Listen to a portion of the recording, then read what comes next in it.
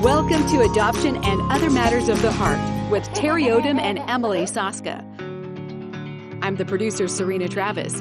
Terri and Emily are adoption attorneys from the fine southern state of Louisiana, where they assist expectant and adoptive families navigate the adoption process. And now, here are your hosts, Terri and Emily. Hello, glad to be here. Hey guys. So let's start from the beginning. What brought you on this journey of becoming adoption attorneys? Well, I should start because I'm the mother. I had got out of law school in 1981, so that tells you how old I am, and went to work for an attorney that did estate planning. So I was learning to do estate planning and writing wills and all that kind of stuff. And he ran into a family, one of his good friends. They ran into a birth mom and they needed somebody to do an adoption. And I was the young associate attorney in the office. So he handed it off to me and said, "Here, Terri, do this adoption." And I didn't know how. And they had were in the process of revamping the children's code in Louisiana. So I had to reread everything. I did that adoption successfully. It took me forever because I knew nothing, had no resource to go look at, no one else to ask. And so I had to kind of figure it out. But it went very well. And then it seemed like about another year after that, he had another one that I did, and we did 2 or 3. And then I think by then my 3rd child had rolled around, and that's when I stepped out and went into my own practice by myself. And little by little, that adoption practice grew and grew. I continued doing estate planning and adoption work together, but ultimately I guess maybe 15 years ago, I quit doing all the rest of estate planning and started doing exclusively adoption work because it was so fulfilling, and that's what got me going. That's a great start. My goodness, Terri, you had to learn all of that stuff from the very, very beginning.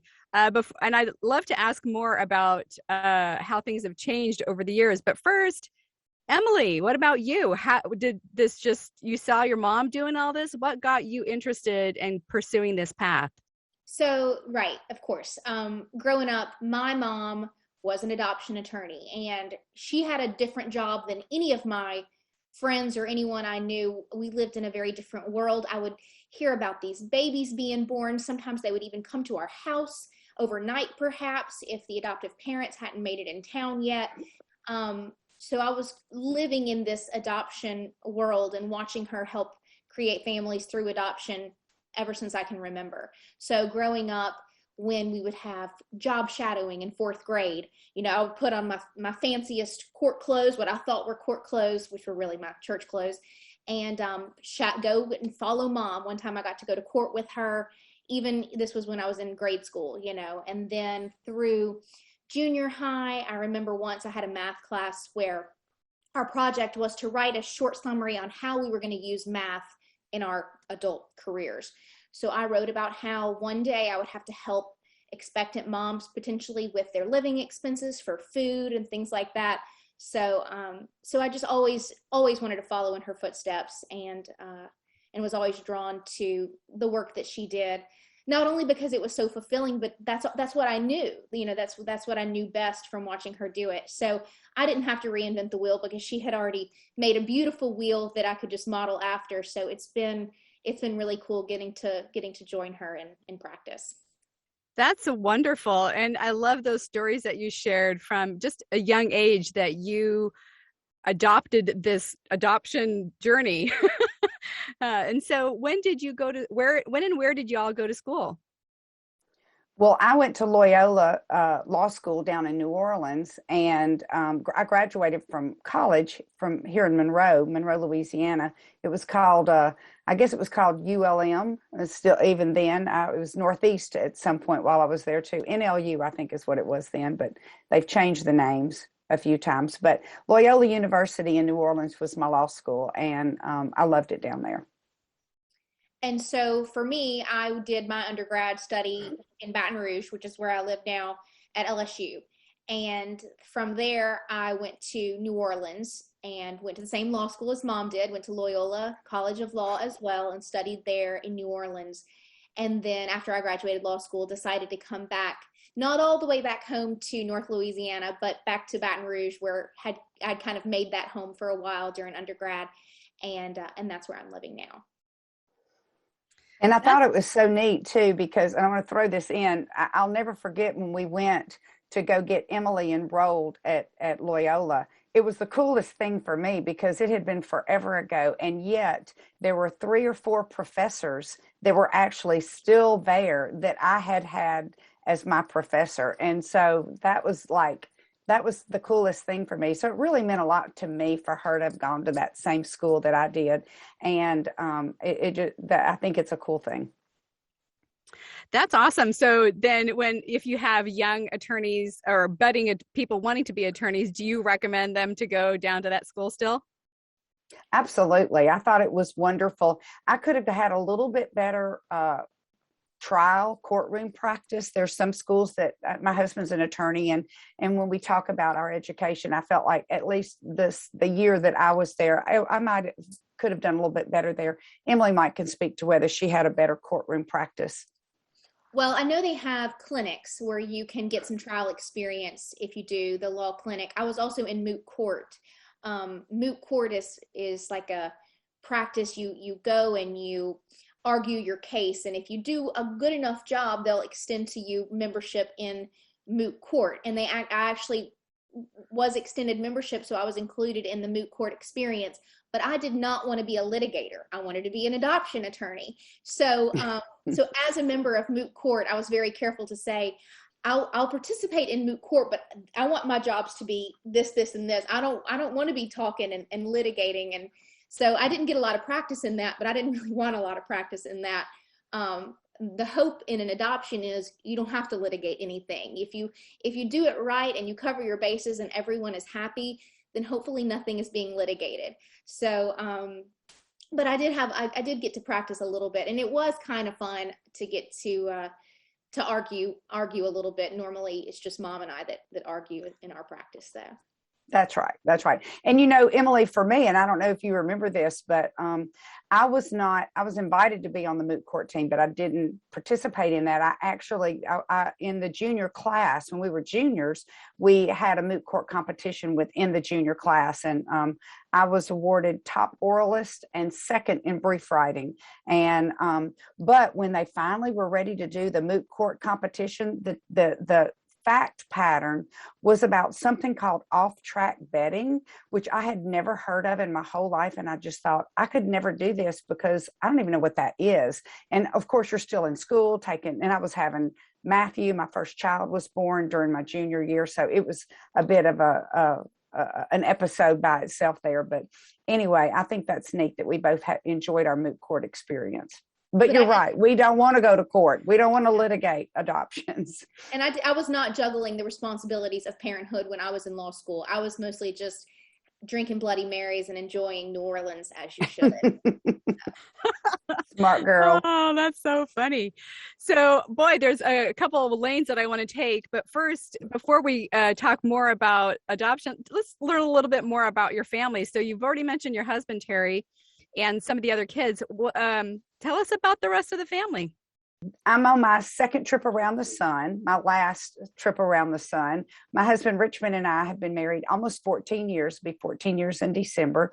And he and I have no children together, but he has 4 children that are all adults and grown. He's got his daughter, Lenore, who lives in Montana, son and daughter-in-law, Lori and David, that live in Virginia, and then Jonathan and Claire and baby Levi, who live in Portland, Oregon, and then Katie and Ben and Will and Bo that live down in Austin. So that's his group. And then my group, I have my son Matthew and daughter Amanda, and they have 2 children, my grandchildren, Edie and Buddy. And then we have Emily Lou, who's on the screen with us. And then down from that, we have my daughter Mallory.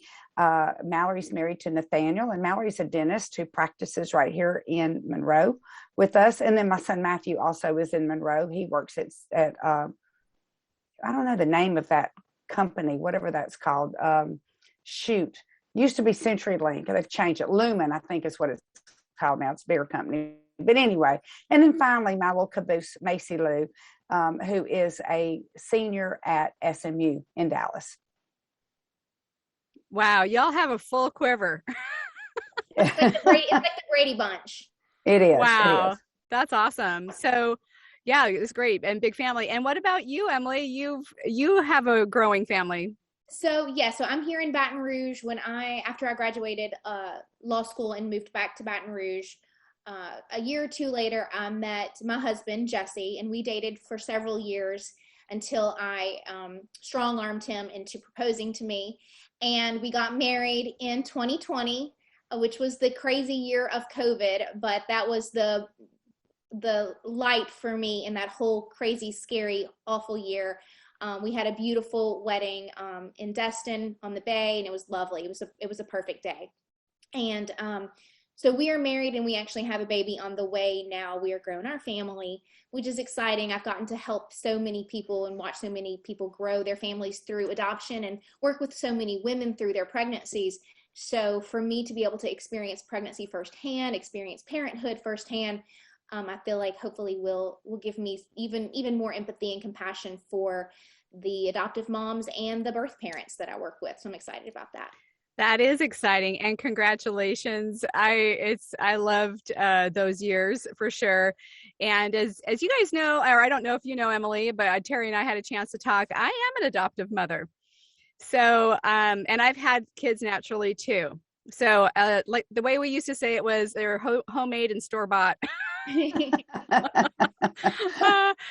run with the joke. I mean, it's not, some people, oh, that's so mean. It's like, wow. I know.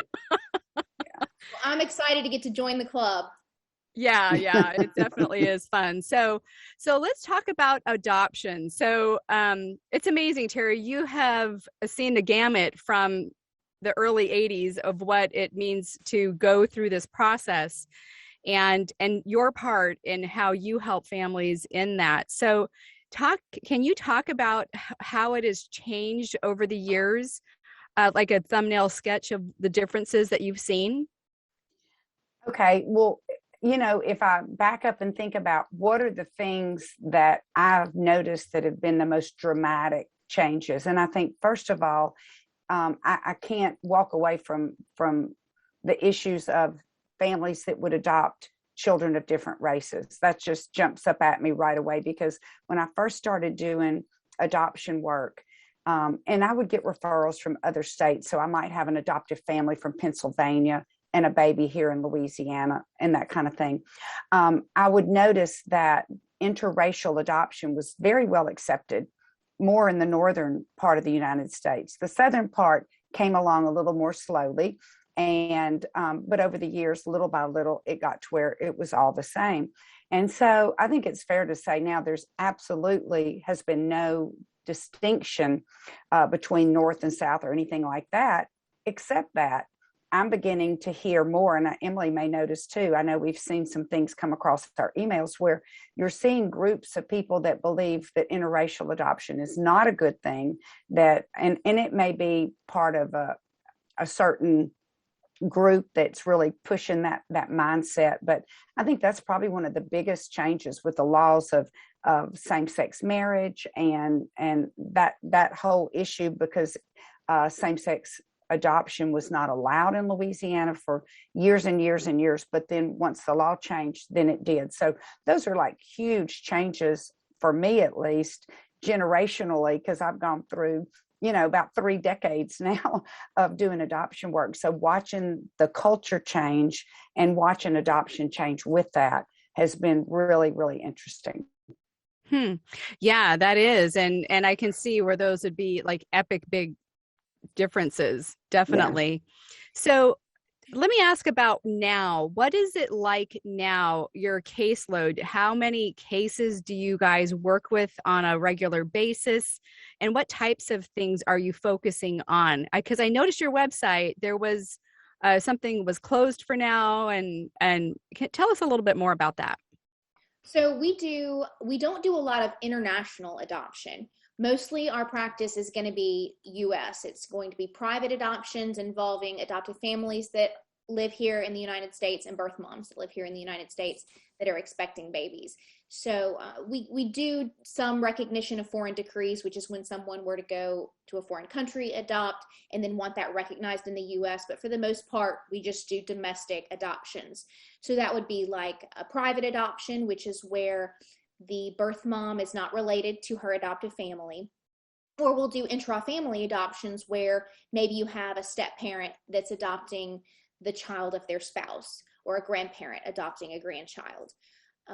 We'll also do we'll also do adult adoption. So you have someone who's over 18 who maybe they were raised by these people, but they're not officially the parents, and they want that relationship formally recognized in a legal way. We can do an adult adoption for them as well. So lots of different types of adoptions that definitely keep us busy. I feel like Mom does a little more intra-family adoptions up in North Louisiana than I get down here. That may just be because there's not a lot of adoption attorneys statewide, but there are a few more, I feel like, down in South Louisiana than North Louisiana. So it may be that just the workload is spread out a little bit more down here between other adoption practitioners, and Mom may just kind of have the market cornered up in North Louisiana. But we do everything but pets for the most part.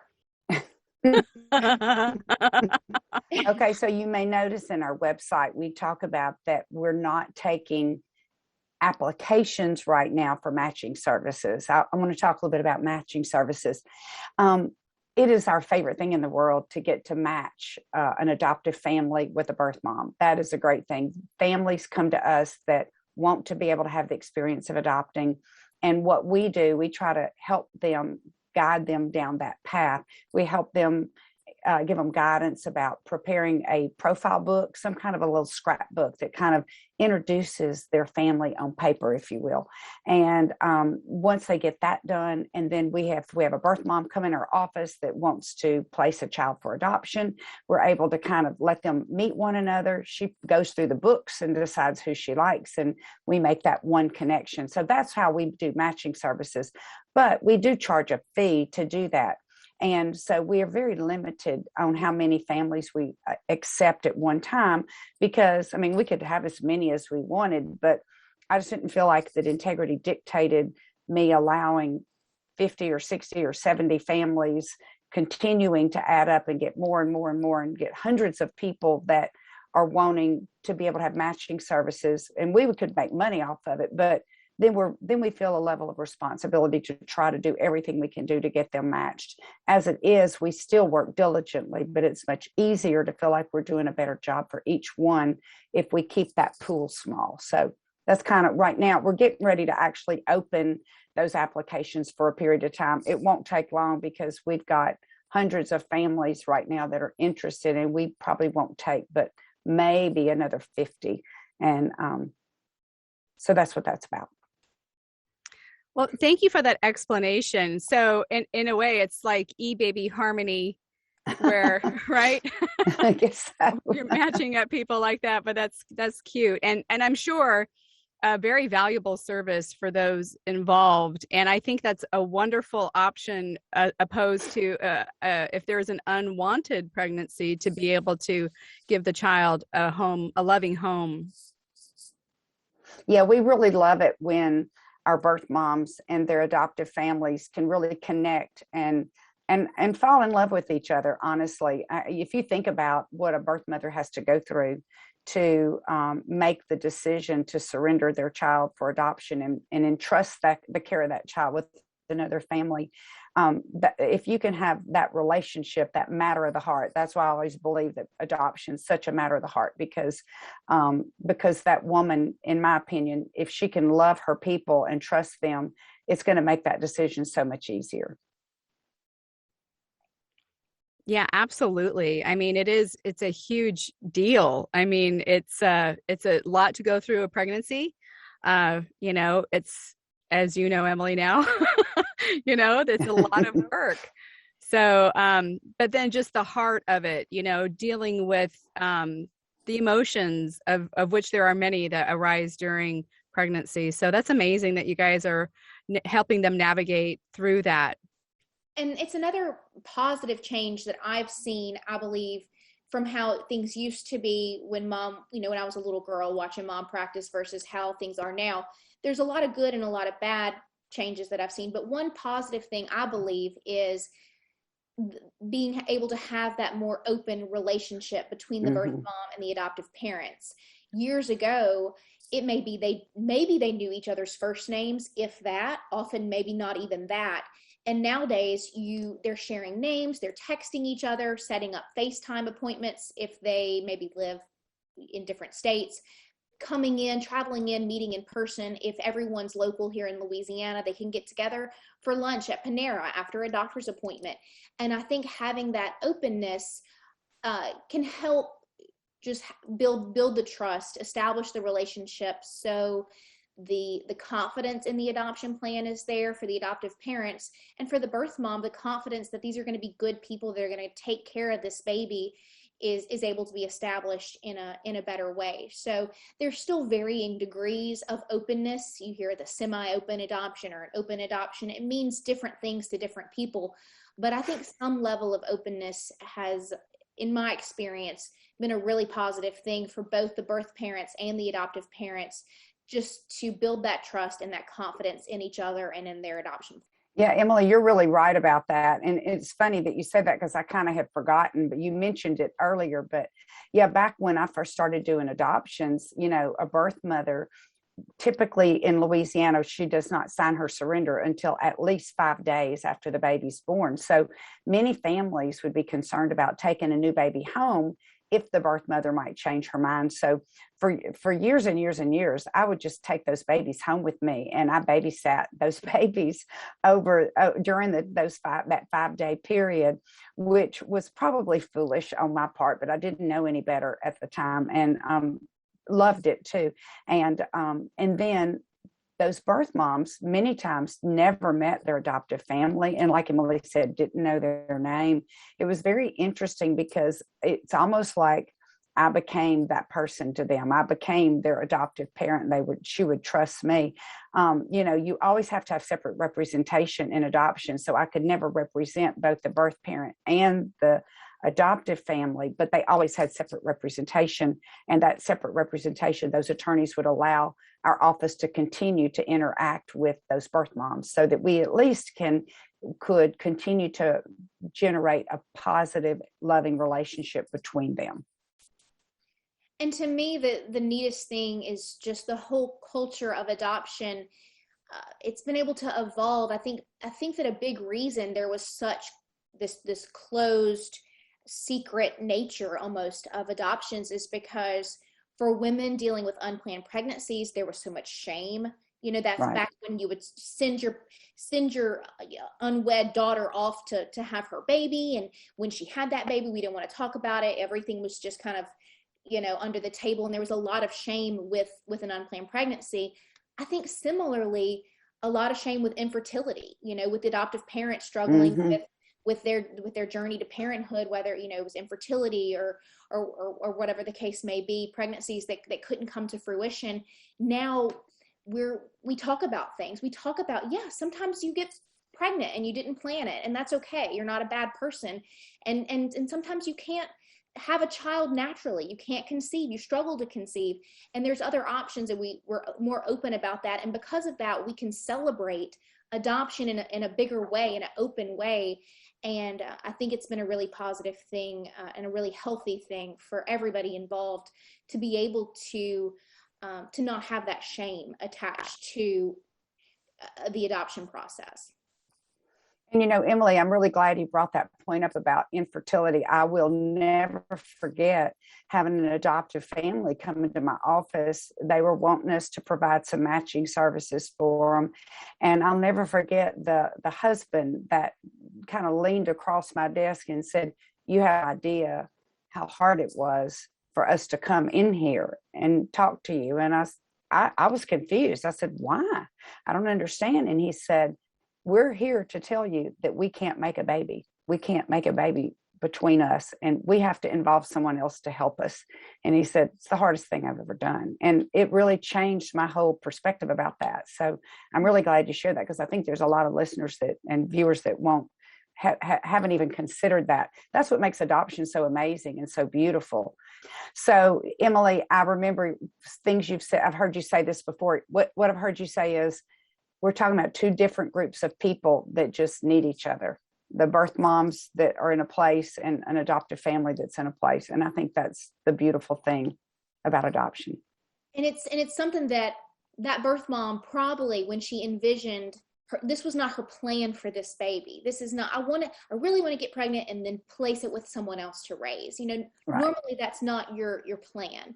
These adoptive families, likely when they thought about growing their family, having children, this may not have been their first plan, but how cool is it that they can meet each other there and get those needs met with each other. It's a beautiful experience. I'm just really grateful that you brought up this whole topic of open versus closed adoption, and even just the concept of the semi-open adoption, which I hadn't really heard of. But as these kids get older, I don't know if have seen this, where everybody wants to know where they're from. They want to know who was my mom. They find out they were adopted. And even some kids, I think, may find shame in that. I'm adopted, which I told my adopted kids, I wanted you. I mean, I planned and I made an effort. It was a different effort, but I wanted you to be a part of our family. And, but back to that search, everybody's always searching, where am I from? That's one of the big questions of our lives. And so I think that's awesome with the open adoption, where it gives you that knowledge from the get-go. Right. Absolutely. Because I have so many people that are in their 30s or 40s, perhaps, that are calling and they have no information. They don't even know where to begin a search for a birth parent connection. And I don't have a lot of options even to tell them how to do that in a legal way, because adoptions are confidential. And for them to even go into court records, they have to know at least where was their adoption filed. And they probably don't even have that information. So they have to resort to the state. There is a state registry here in Louisiana where if the birth parents register and do all the things they're supposed to do and dot all their I's and cross all their T's, then the adopted person can register and do the same thing. And perhaps, I think even counseling is required before you can officially be matched through that registry. There's a lot of hoops to jump through, though. And I think that it's just because things were so closed so many years ago. Whereas now some level of openness leaves the door open for that connection to be made in an easier way, a smoother transition into maybe knowing even all along who I am and where I came from. So it's not this search for identity. It's just, it's a part of their growing up and knowing I'm adopted and I have birth parents and then my mom and dad that raised me. And there's not this moment of, I need to find out where I came from. They're just is part of growing up. Well, and I'll also say, Emily, I haven't even told you the story, but I was contacted just recently by a 26-year-old young lady, and she had been adopted. And the cool thing is, I remembered bringing her home to my house when she was a newborn for those 5 days. And she actually, I think, did a 23andMe or something and was able to find her birth family through that. And it was just so interesting because I ended up learning that maybe her grandparents or something, her biological grandparents, were people that I knew in my family very well. And it was just so interesting to see that. But yeah, when it comes to court records, they're a lot more challenging to get in. So having that level of openness is a real positive thing. You just want to make sure that you have healthy boundaries in place. And it looks different to so many people. Some adoptive families and their birth parents may have spaghetti Thursdays, where they get together in person and have, a spaghetti Thursday, and others may just send a picture or a developmental update once a year through an email that's set up and designated just to be the adoption communication email. So it varies so drastically person to person, and there's not a one size fits all. Hey, this is what your open adoption should look like, or it should be open at all. For some people, a closed adoption may be the very best option for that birth parent or for that adoptive family, depending on the situation. So there's no right or wrong. My advice to people is always be flexible with yourself and with each other. How you feel right now in this moment may be different than how you feel years from now, potentially, and just let that happen and be okay with what comes naturally. Always, of course, making the decision on what's best for this child, and speak to a child psychologist or counselor or pediatrician and get input from other professionals. But also just remember your birth mom and respect her position in that too, and most importantly, have integrity with her. You know, if you tell her this is what I'm comfortable with and this is what I want for this baby, try to have integrity with her in that, and don't promise things that you know you're not going to be able to actually provide. Thanks, Emily. We're going to take a quick break, and we are going to be back with more about adoption with Terri and Emily. Music City Studios, Northeast Louisiana's own state-of-the-art professional recording facility. Enjoy a creative and relaxed atmosphere with 2 studios to accommodate all recording needs. From soloists to full multi-track productions, come to a place built by artists for artists. Music City Studios on North 7th Street, across from Rebel Stadium in West Monroe. www.musiccitystudiousla.com. Welcome back, everybody. We're here with Terri and Emily, and we are just amazed at how this mother-daughter duo has come together on adoption. I mean, is there any other mother-daughter duo out there, adoption attorneys out there that you know of that are working specifically in the realm that you guys are? Well, I honestly don't know of any others. I'm not going to say that it's not common for children to kind of follow in the footsteps of some of their parents. I don't think it's uncommon for attorneys to sometimes have children, and those attorneys kind of end up being a part of the practice. That probably is common, but I think adoption is its own little roller coaster world, and there's probably not a whole lot that work as closely as what Emily and I do in such a specialized area. It's definitely not just your run-of-the-mill legal practice. So what's cool to me is not just that we both practice law, but my mom is such an excellent adoption attorney, has such a passion for adoption. And it's neat because I genuinely share that same passion. So we aren't just working together, and I didn't just follow in her footsteps. I share that passion with her for adoption. And so I think that part is definitely unique.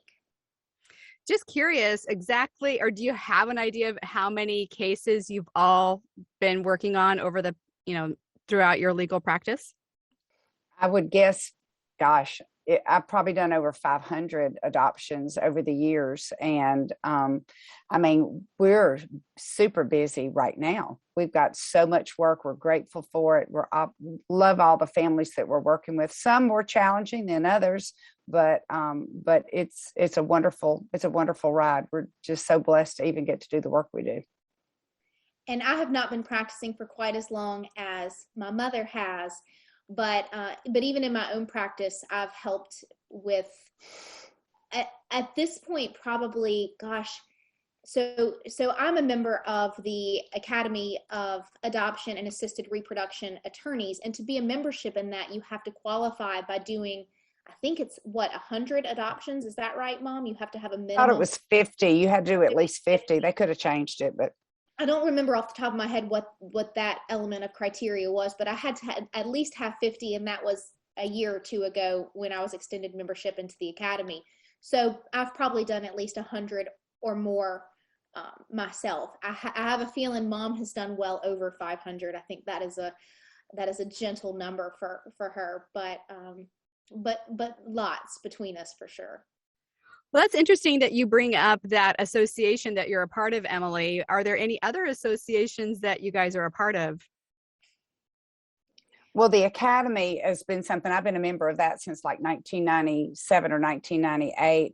And I'll be honest, other than our local bar associations and any civic duties that we do, I'm a member of the Greater Washtenaw Port Commission, where I serve as the treasurer for that in our local community. So other than community service, I will think it's fair to say that adoption absolutely consumes our world.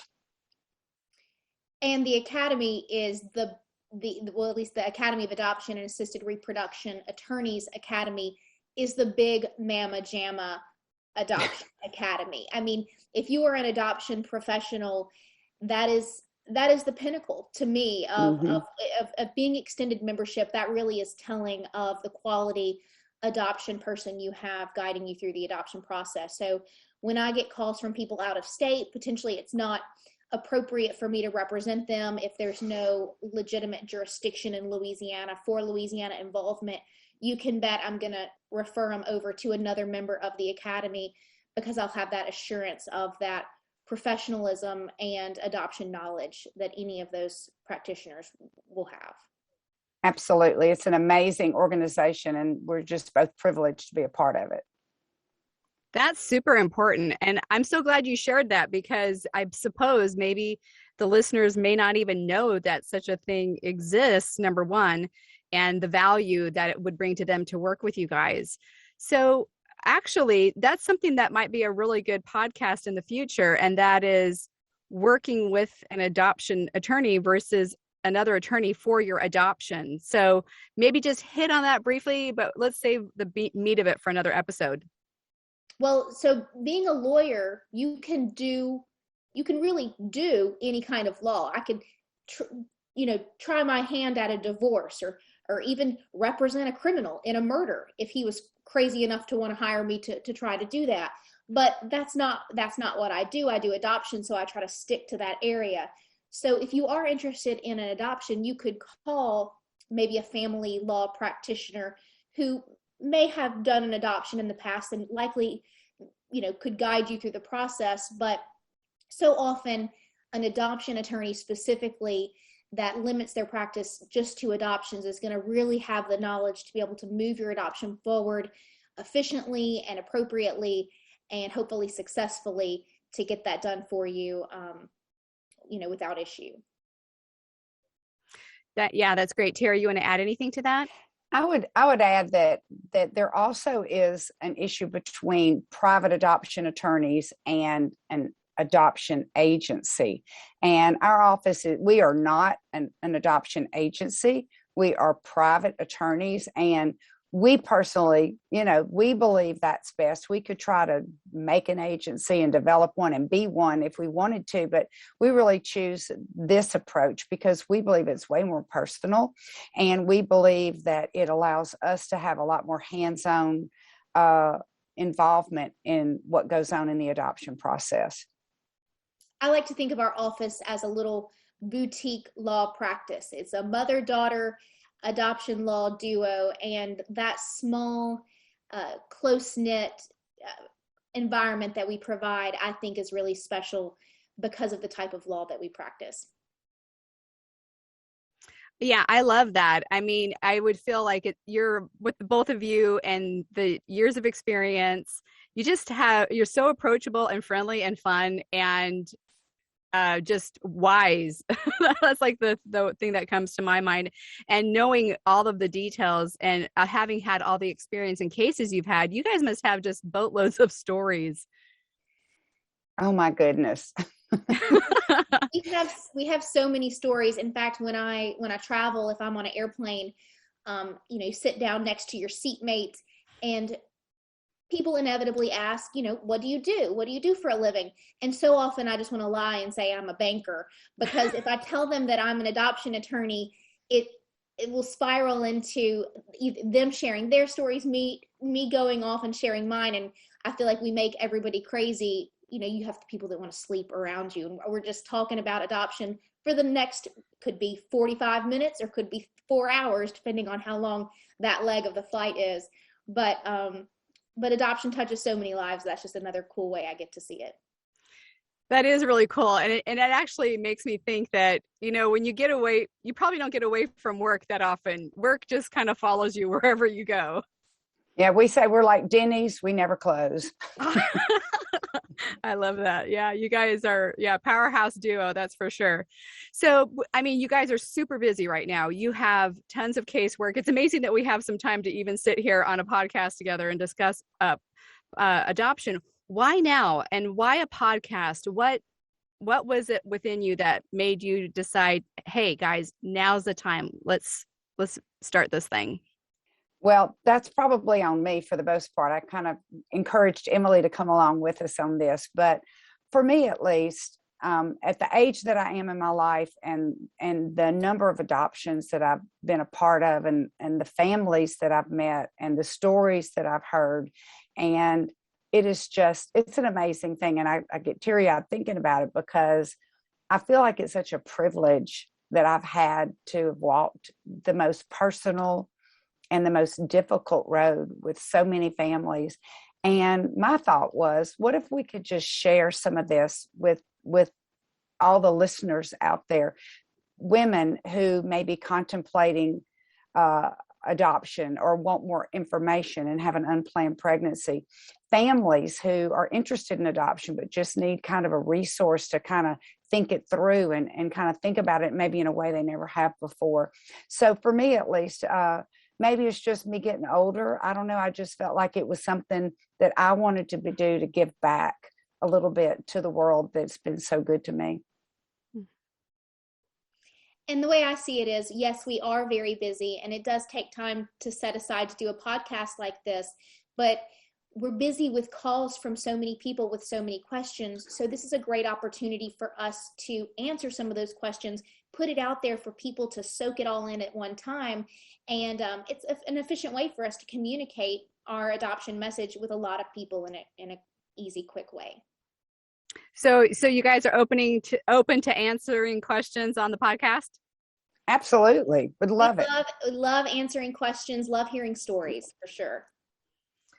We are so excited to be sharing some information with you guys. I do want to remind everyone that even though we are attorneys, please don't construe this as legal advice to you specifically. We're speaking in very general terms here, obviously addressing some broad issues. If you had specific questions, we would ask that you contact us directly. Let us gather some information so we can give you the best legal advice possible at that time. But for podcast purposes, this is not to be construed as legal advice. And it's really more about relationship building and being able to help people through the emotional parts of adoption, give you some information, but the relationships are the most important, that what we want to highlight here. And again, we're attorneys, but we can't give legal advice. We don't want to give any legal advice, and we don't want you to construe our podcast as such. That's great. So how can people get a hold of y'all for the podcast? Well, if you're an expectant mom, we have a text message hotline, actually. That number is 318-557-7658. And we also have a website, Odom-Saska.com, Odom-Saska. And there's a contact link on there that you can click on and send us a message as well. But if you're an expectant mom and you're considering adoption as an option, definitely please text us at 318-557-7658. Thanks for bringing that up regarding the Expectant Mother Hotline. Are there some typical questions that birth mothers have about this process? Every person is different, obviously, but the needs are the same. Any expectant mother is going to want to know, how can they pick their own adoptive family? Are they going to get to meet them? What is that relationship going to look like? They may ask questions like, well, what happens after my baby is born? What are my choices then? Am I going to get to still stay in touch with them? Will I get pictures? Will I be in contact with them? Those are the kinds of things that many birth moms will want to know just as they begin to navigate the path of adoption. birth moms that are maybe in a financial bind. It may be that they can't carry a baby to term and deliver a baby and place for adoption if they don't have financial help. And so every state is different, and every state has different rules on living expenses. And certainly we can discuss what Louisiana's are, but Louisiana does allow for living expenses to be paid to a birth mom, and the adoptive family are actually the ones that end up making those payments through the attorney. Yeah, that's helpful to know. And I'm, especially for an expectant mother who's worried, concerned about her situation, and has a lot of those types of questions. Are there any other questions that come up? Emily, can you think of some? A lot of expectant moms want to know what's going to happen with birth father, and that's another thing that varies drastically state to state. So I can't speak to the law on any other state other than in Louisiana. And in Louisiana, the answer is, which is the case in a lot of legal proceedings, it depends, of course. So sometimes you have a situation where there's an unknown father, which we can navigate that appropriately. Sometimes you have an alleged father that either we're going to see if he'll sign his consent voluntarily, and there's a process for involuntary termination if he won't consent. So a lot of the answers there are going to be easier to address after we speak with that expectant mom, gather the specific information relative to her particular case, and then we'll be able to give her a really good idea of what to expect as we navigate terminating the rights of the birth father, if that's something that we need to do. And one other thing I'll throw in, one other thing I'll throw out there real quick is that we make arrangements for birth moms to receive mental health counseling. And counseling is one of the most important things as you go through that process, because between hormones and the very difficult decision, there's nothing easy about adoption. And it's something that you really want to feel like you've got all the proper support that you need to go through that. I try to help, and Emily as well, we try to help them focus on their new family, their adoptive family that's going to be parenting the baby, because being able to know that the love that they're going to offer that child is going to give them so much more peace of mind. But we do offer counseling too, and that's super helpful. We also always direct a birth mom to separate legal counsel for herself as well. Oftentimes, adoptive families will retain our services to help put together the adoption, and they cover most of the cost related to the adoption, if not all of the costs related to the adoption, the majority of the time, including the cost for the birth mom's separate attorney. So we'll help direct her to that person as well. So we're here to answer questions for her, but also we always want to make sure that she has a direct contact to her own counsel as well. Guys, this is such valuable information. I think that a lot of times when you're, if you're a young person and you've just, you're in a situation where you're expecting and you have no clue about what to do, some of this information is super helpful. So again, what's that hotline number? It's 318-557-7658. Again, that's 318-557-7658. And that's our Odom-Saska adoption hotline for our birth moms that want to text. We'll get right back to you within 24 hours. Okay, that's awesome. Thank you for sharing that. And then in general, if anybody is interested in utilizing your services, where would they go? So we have a website, Odom-Saska.com. It has a few different ways to contact us. The contact number for our North Louisiana office is on that website, as well as the contact number for my office down here in Baton Rouge in South Louisiana. There's also our email addresses listed, as well as an option to directly message us. We would love to hear from you, share your stories with us, and any questions you have. We would love to take this opportunity with this podcast to address some stories and some questions directly. Other people may have similar questions. We're going to make sure that when we do address those things, though, it's done in a very confidential way. So if you share some specifics, maybe some identifying information in a message, and we want to address it openly on our podcast, don't worry. We will, of course, be confidential in how we share that with the podcast. Hey guys, this has been so much fun. I feel like I'm a part of this big family now, this adoption family. And I know I'm so grateful as an adoptive mom. for people who are standing in the gap, legally standing in the gap for folks. So I appreciate all you two do. Well, since we're wrapping up for today, we're so glad you came and tuned in with us. I'm here at our premiere launch of this podcast at Music City Studios in West Monroe. My brother and sister, Gail and Scott Frick, run this place, and it is worth looking up. Go look up their website if you would. It is musiccitystudiosla.com. So that's www.musiccitystudiosla.com. And they'd be happy to serve you. They've got several studios. They do music, they do rappers. It's the coolest thing ever. Look them up and give them some time. And we've got other stuff coming down the pike on our next podcast. So tune in with us next time, because we're going to have a lot of cool adoption stories to share. I tell people that the adoption world is a roller coaster, and you just got to get your popcorn, your Raisinets, and fasten your seatbelt, because it is a ride to enjoy. We'll have some stories for you next time. So tune in. From our family to yours. Thank you for being with us today. The landing page for this podcast is Odom-Saska.com/podcast. That's ODOMSASKA.com/podcast. Please remember to take a moment, rate and review this podcast on the platform of your choice. We love those hearts and stars. We invite you to share this podcast with your friends and family, especially those who you know will resonate with our content. If you have feedback, questions, or comments, please email us at podcast@Odom-Saska.com. Your voice is so important to us. And remember, no matter the circumstance, adoption is a wise choice.